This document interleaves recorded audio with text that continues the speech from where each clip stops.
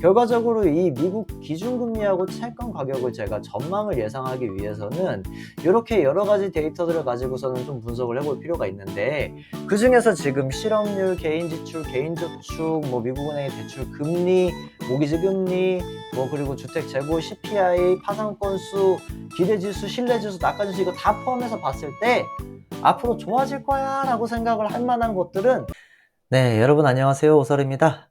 이번 영상에서는 제가 가지고 있는 전체 총 투자금이 레버리지까지 이용해 가지고 신용대출 5천만 원까지 땡겨와서 한 1억 5천 정도 돼요. 1억 5천 되는데, 그 중에 투자금이 이제 한 1억 1천만 원 정도를 제가 주식 채권에다가 다 넣어놨습니다. 한 3천만 원 정도는, 3, 4천만 원 정도는 현금이 있고, 그 나머지 지금 거의 1억 1천만 원 정도를 다 주식 채권에 넣어 있는데, 일반적으로는 주식의 비중이 한 7, 채권이 3, 요렇게 이제 유지를 많이 하는데, 저는 지금 거꾸로 채권의 비중이 7, 주식이 3, 요런 식으로 지금 들어가 있어요. 이거 아시는 분들은 아시는 건데, 요게 뭐냐면은 TMF라고 해서 미국 국채 장기 채권 20년물 TLT의 3배 레버리지 상품입니다.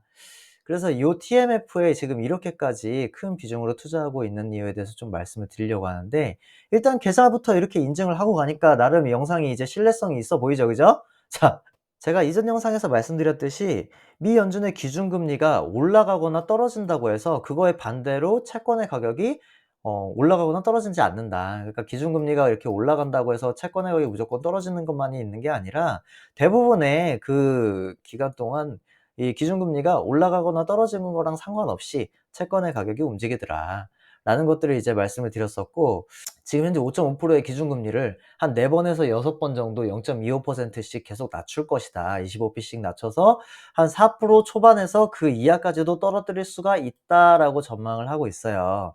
굉장히 많은 전문가들이 전망하고 있는 거고, 자, 그게 만약에 사실로 이루어진다, 그러면은 굉장히 높은 확률로 채권의 가격이 급격히 상승할 여지가 있는 거죠. 근데 제가 아까 말씀드린 것처럼 꼭 그렇게 움직이는 것만은 아니다 라고 제가 말씀을 드렸죠.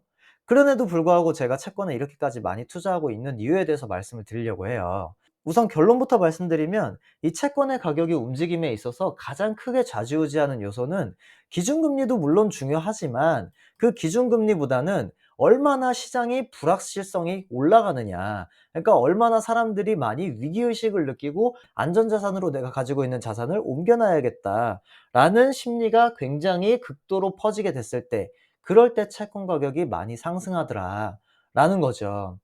2000년도 이후부터 쭉 지금까지 해 가지고 단기간에, 그러니까 거의 3개월 평균적으로 미국의 기준금리를 급격하게 낮추거나 혹은 상승시켰던 그 사건을 두 가지를 예를 들어 보면, 급격하게 기준금리를 떨어뜨렸던 건 여러분 다 아시는 코로나죠. 2-3년 전에 2020년도 초반에 일어났었던 이 코로나 사태.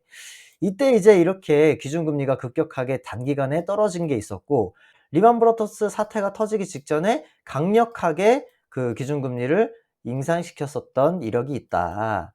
그러면은 이렇게 기준금리를 강력하게 인상시키는 사건들이 결국에는 그 이후에 채권 가격에 대해서 굉장히 크게 영향을 끼치게 되는 것들인데, 이 사건들을 좀 중점적으로 파보면 그래도 우리가 미래를 좀 대비할 수 있지는 않을까, 예측까지는 아니어도 대비할 수 있지 않을까 라고 생각을 해서 제가 오늘 영상을 좀 남기려고 하는데요. 이 2000년대 이전까지만 하더라도 전 세계 그 전체적인 시장이 굉장히 고도 성장을 하는 시장이 많이 있었고, 그러다 보니까 기준금리가 10%가 넘어가는 상황들도 많이 있었거든요. 그래서 요거를 지금 현재 예시로 가져다 오기에는 좀 어렵고, 2000년대 이후로만 봤을 때에는 가장 커다랐던 사건이 요때 2008년도 리만 브러더스 은행 파산 직전과 그 직후입니다. 요때를 좀 예를 들어서 좀 말씀을 드리면 여러분들이 같이 지금 현재하고 비교해서 판단하기가 좀 좋지 않을까라고 생각을 해서 제가 여러 가지 데이터들을 좀 가지고 왔어요. 일단 기본적으로 채권의 가격이 많이 올라가려면 시장이 많이 불안해야 돼요. 시장 참여자들이 많이 불안해야 되는데, 어떨 때 많이 불안해하느냐, 실업률이 급격하게 올라가거나 아니면 고용률이 거꾸로 많이 떨어진다거나 소비 심리가 많이 위축된다거나 저축을 어마어마하게 갑자기 많이 한다거나 혹은 기업이 어마어마하게 갑자기 여기저기서 파산을 한다던가, 뭐 이런 사건들이죠. 그러면 이제 그런 사건들이 발생을 하려고 한다면 그게 갑자기 일어나는 게 아니라 사실은 어느 정도 전조 증상이라는 게 다 있다는 거예요. 그러면 지금 그 전조 증상들이 일어나고 있는지를 과거 사례하고 비교해 봐서 하나씩 비교를 해 보자 이거죠. 그러면은 제가 지금 일단은 하나씩 한번 가져와 보려고 하는데, 이거는 그 미국의 개인 지출이에요. 2000년대 초반부터 개인 지출인데, 이거는 지금 이 중간에 이렇게 크게 솟았던 봉우리들이 있으니까 이게 다 거기에서 거기처럼 보이거든요. 요 리만 브라더스 사태에 대해서도 이렇게 보게 되면은 이 그래프 자체가 너무 작으니까 좀 큰 걸로 보게 되면은, 이 리만 브라더스 사태가 일어나서 이제 개인 지출이 이렇게 쭉 떨어졌던 시절이 있지만, 이 이전에는 사실 뭐 평이했어요. 그게 지금까지 봐도 거의 평이하게 유지가 되고 있어서 요거 가지고서는 지금 비교하기가 쪼끔 어려워요. 그죠? 그러면 개인 저축으로 한번 들어가 보겠습니다. 이 리만 브라더스 사태 이전에는 사실 개인들이 저축하는 저축 비중이 별로 높지 않았어요. 신용이 별로 좋지 않은 사람들도 개나 소나 다 대출 끌어다가 이제 집을 사고 하다 보니까 집값도 막 올라가고 그러던 시절이다 보니까 누가 저축을 해? 저축하면 바보라는 소리를 들었죠. 그리고 그 이후에 리만 브라더스 은행이 파산하고 나서 다들 이제 심리적으로 '아 지금 은행에다가 돈 넣어야 된다. 다른 데다가 돈 넣으면 큰일 난다. 망한다.' 해 가지고 이제 확실히 저축률이 올라갔었어요, 리만 브라더스 사태 직후에. 그리고 지금 현재 상황을 보게 되면은 여전히 저축률이 5% 밑으로 떨어져 있어요. 이때보다는 어느 정도 저축률이 올라가기는 했지만 지금 현재 수준으로 봤을 때 '저축을 많이 하고 있지 않더라.'라는 거죠. 그다음에 지금 보려는 거는 미국 시중은행의 대출 금리를 보려고 하는 거예요. 과거 리만 브라더스 사태가 터지기 직전에 그때 미국의 시중 금리를 보면은 굉장히 많이 상승을 했었어요. 한때 8% 이상까지 계속 유지가 되고 있었거든요. 이때 이제 리만 브라더스 사태가 터지고 나니까 국가에서 이제 부양 정책을 쓴다고 기준금리 뚝 떨어뜨려 가지고 이렇게 시중은행 금리도 팍 떨어지는 상황이 발생을 했었죠. 그럼 지금 이때 상태랑 비교를 해 보면 여전히 지금도 그때 당시 수준만큼 굉장히 높은 금리를 만들어냈다. 이렇게까지 높은 금리를 만들어내면 어딘가 고인물이 터지게 돼 있다라는 거죠. 이미 여기에서 뭔가 하나의 전조 증상이 발견이 되고 있죠. 그다음에 이거는 30년 미국의 모기지 대출 금리예요. 미국은 보통 30년 대출을 진행을 할 때 이게 다 변동금리 없이 고정금리로만 진행을 합니다. 뭐 그건 사족이고, 지금 현재 미국 시중은행의 금리가 6%는 넘어가요, 기본적으로. 높은 거는 뭐 8% 까지도 올라갔었는데, 이렇게 6에서 8% 사이의 그 금리를 지금 유지하고 있는 수준이 과거 리만 브라더스 사태가 터지기 이전 수준하고 유사하더라. 라는 얘기를 다시 하고 있는 거고, 이거는 뭐 30년물 뿐만 아니라 15년물을 봐도 똑같아요.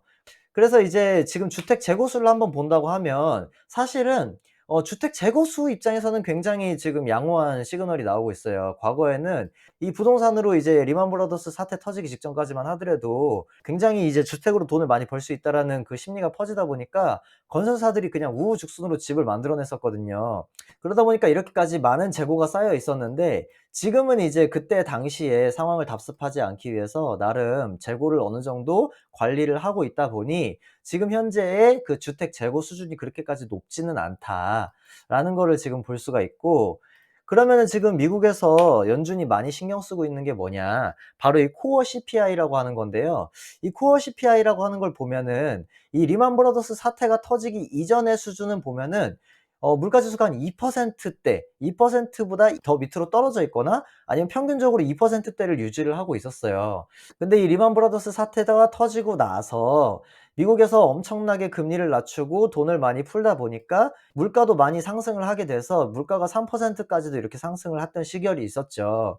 그걸 이제 잡기 위해서 미 연준이 금리를 많이 왔다 갔다 조절을 했었던 건데, 지금도 마찬가지예요. 지금도 최근에 코로나 사태 때문에 미국에서 돈을 너무 많이 풀었다 보니까 인플레이션이 너무 극심화되고, 그러면서 이제 CPI 물가 지수 자체도 엄청나게 많이 상승을 하고, 그러다 보니까 그 물가 지수를 잡지 않으면 미국 경제가 위태로워질 수 있으니까 강력하게 금리를 올려 가지고 지금 굉장히 많이 그 코어 CPI 지수 자체를, 수치 자체를 많이 떨어뜨렸어요. 거의 이제 2.9 해 가지고 거의 앞에 2 자까지도 찍어 놨는데, 뭐 물론 이것만 가지고서는 지금 이제 과거의 리먼 브라더스 사태를 그대로 답습할 가능성이 있다라는 거를 짐작하기는 쪼끔 어려워요. 그죠? 그래서 요것만으로는 좀 판단하기가 어려운데, 자 이걸 보면은 쪼금 약간 생각이 달라질 수가 있어요. 이게 뭐냐면 이 미국 기업의 파산 건수를 이제 통계로 낸 거예요. 자, 미국의 리만 브라더스 은행이 파산하기 직전에 우리는 몰랐지만 그 당시에 굉장히 이제 경제가 잘 돌아간다고 하고 있었지만 많은 전문가들이 이제 우려했었던 것들이 있어요. 그게 뭐냐면 이렇게 봤을 때 이 기업의 파산 건수가 이렇게 계속 증가하고 있었다라는 거예요. 그러니까 '리만 브라더스 은행이 파산하기 전에 이미 전조 증상이 이렇게 있었더라.'라는 거죠.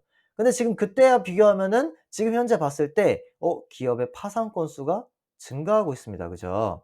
물론 이때 당시에 지금 현재의 기울기가 예전의 기울기에 비해서는 어느 정도 완만하게 올라가고 있어요. 그러니까 급격하게 파산하고 있는 건 아니에요. 근데 예전에도 마찬가지였어요. 예전에도 보면은 이 기업의 파산 건수를 봤을 때 얘가 처음부터 급격하게 올라간 게 아니라 요때의 기울기랑 요때의 기울기가 지금 다른 거 보이세요? 지금 요때의 기울기가 다르다는 말이죠. 그러니까 이게 점점 급격하게 파산 건수가 올라가는 시점이 보일 것이다. 얘가 지금 요렇게 보이지만 이 기울기가 이렇게 급격하게 혹은 이렇게 급격하게 올라갈 수 있다라는 거죠. 이게 지금 언제 터질지 모르는 시한폭탄이다라고 말씀을 드리는 거고, 이런 것들을 이제 비추어서 봤을 때 이 미국에 있는 소비자들이 기대하고 있는 지수가 있어요. 지금 미국의 경제가 지금 당장은 미국 경기가 좀 좋지 않은 것 같다 혹은 좋은 것 같다 이렇게 나누는 지표가 있는데, 자 그걸 바탕으로 해서 지금 현재 미국 소비자들이 느끼고 있는 그 기대 지수가 있는데, 이 기대 지수가 80을 넘어가게 되면은 요 80을 넘어가게 되면은 미국 경제 지금 굉장히 탄탄하고 안정적이다라는 거고, 이 밑으로 떨어지게 되면은 좀 불안하다라는 건데, 이게 60 근처까지 가게 됐다. 그러면은 지금 미국 경제 굉장히 힘들어요라는 거거든요. 근데 지금 현재 어떤 상황이냐? 이 미국의 리만 브라더스 사태가 터지기 이전 시점에 사람들이 생각했던 그 정도 수준보다도 더 낮더라. 미국의 리만 브라더스 사태가 터졌을 때 당시 수준밖에 안 되더라. 무슨 말이냐면 지금 미국 사람들 먹고 살기 힘들다. 지금 곡소리하고 있다. 이렇게 얘기하고 있는 거예요. 일반 서민들 입장에서. 자, 그리고 이거를 이제 미국 소비자 신뢰 지수로 가지고 와도 비슷합니다. 이때도 미국 리만 브라더스 사태가 터지기 이전의 수치에 비해서 지금 현재 수치가 더 낮게 책정이 돼 있고, 이 수준이 미국 리만 브라더스 사태가 터진 이후 시점하고 거의 비슷하기 때문에 지금 소비자 신뢰 지수를 봤을 때에는 이게 굉장히 언제 터질지 알 수 없는 그런 도화선의 역할을 여전히 보여준다. 이렇게 할 수가 있고, 그래서 이런 것들 포함해서 미국의 경제 전문가들이 해마다 그리고 주기적으로 미국의 경제 낙관 지수라는 거를 이제 발표를 해요. 근데 이 지수는 사실 이 50 미만으로 떨어지면 이게 어느 정도 비건에 더 가까운 거예요. 그러니까 이 리만 브라더스 사태가 터지기 직전에도 전문가들이 어느 정도 부정적인 견해를 가지고 있었고요. 그리고 이 이후에 이 모기지 사태를 수습하는 과정에서도 굉장히 긴 기간 동안 이 전문가들이 미국 시장의 비관론을 예상을 하고 있었어요, 계속. 그리고 이제 그 20년대 전후로 해 가지고 코로나 터지기 직전까지만 하더라도 요때가 좀 이제 낙관론으로 돌아선 시점이었는데, 그 코로나가 터진 이후에 이게 이제 낙관론으로 잠깐 돌아섰다가 다시 쭉 비관론으로 떨어졌죠. 그래서 지금은 40에서 45 사이로 왔다 갔다 하고 있단 말이에요.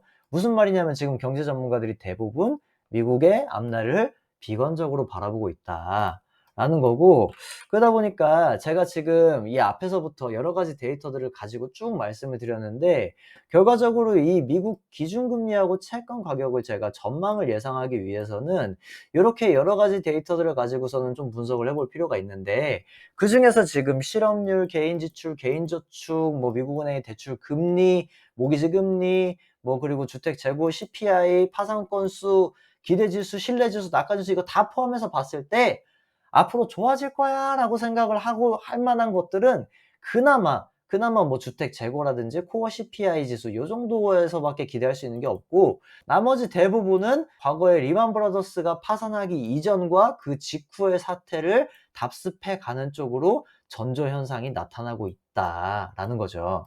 이렇게 지금 10개 항목 중에서 거의 8개 가까이가 비관적으로 보이고 있는 데이터가 있는데, 누가 지금 현재 시점에서만 딱 놓고 봤을 때 지금 미국의 데이터가 그렇게 나쁘지 않다. 지금 경제 지표들이 다 지금 괜찮다. 그래서 이거는 경착륙으로 가는 게 아니라 연착륙을 하고 그렇게 크게 경기 침체가 다가오지 않고 부드럽게 지금 현재 시점이 지나갈 수 있다. 미국이 그렇게 힘들지는 않을 것이다, 앞으로. 이렇게 얘기하는 사람들이 꽤 있어요. 그래서 우리가 과거에 답습했었던 대부분의 이제 물가 지수가 한 2%, 물가 상승률 한 2% 정도에서 머무는 게 아니라 앞으로 이 물가 상승률이 높게 유지가 될 수가 있다. 이렇게 얘기를 하는 전문가들도 있어요. 그래서 여전히 의견들은 분분한데 옛날에 리만 브라더스 사태 이전에도 이런 얘기들은 계속해서 주기적으로 반복을 하고 그게 계속해서 돌고 돌아서 사이클이 계속 돌고 돌아서 반복되기 때문에 이 얘기를 물론 이제 완전히 무시할 수는 없어요. 이게 가능성이 없는 건 아니에요. 언제든지 이렇게 될 수도 있어요, 시대가. 그치만 그거 하나만 바라보고 제가 지금 금융 포트폴리오를 리밸런싱을 하기에는 너무나도 그 근거가 이제 확률이 낮아 보인다라는 거고, 그래서 제가 바라보는 관점에서는 미국의 이제 기준금리가 그동안 굉장히 높게 형성이 됐고 지금 3개월째 거의 5.5%로 동결이 되고 있던 상황에서 앞으로는 이제 올해부터 기준금리를 서서히 낮출 것이다. 요렇게 낮추어 갈 것이다 라고 전망이 되고 있는 시점에서 채권의 가격이 이것 때문에만 무조건 올라간다고 생각하는 건 아니다라는 거죠. 채권의 가격이 올라가기 위해선 미국 시민들의 대부분의 심리가 '아 미국 지금 위험하다. 아 나 이러다가 돈 다 날리겠다.' 이런 위험한 상황, 그래서 굉장히 공포가 치솟는 상황, 그런 상황이 확산이 됐을 때 그랬을 때 이제 채권의 가격이 급상승할 수 있다라고 보는 거기 때문에 제 입장에서는 그거를 이제 가늠해 줄 수 있는 전조 현상 같은 거를 이제 발견하기 위해서 요런 것들을 확인했던 거였고, 그 전조 현상들을 확인을 해 봤을 때 지금 이 현재 지표가 아니라 이 움직임의 트렌드를 봤을 때 이 트렌드가 예전에 리만 브라더스 사태가 터지기 직전하고 비슷하더라라고 결론이 나기 때문에 제가 이렇게까지 채권의 높은 비중으로 리밸런싱을 해 놨다라는 겁니다. 그래서 이게 어떻게 될지는 정확히 모르겠어요. 어차피 이 미래는 아무도 예측할 수가 없으니까. 근데 제가 올해 2024년이 끝나가는 시점이 됐을 때 혹은 그 이후에 아무리 늦어도 2025년에 제가 이렇게 투자해 놓은 포트폴리오가 얼마나 수익성을 가져다 줄 수 있을지 그걸 한번 유심히 지켜봐 주셨으면 좋겠고, 요새 시황이 이렇게 흘러가고 있는 와중에 제가 채권의 비중을 조금 더 올리겠다 혹은 이제 좀 채권의 비중을 낮춰가겠다라고 하는 것들이 있으면 그때그때 이렇게 영상을 정리해 가지고 소식을 올려 드릴 테니까 여러분들도 구독 많이 해 주시고 저와 같이 난세를 헤쳐갔으면 좋겠습니다. 자, 그럼 오늘 영상은 여기서 마치도록 하겠습니다. 감사합니다.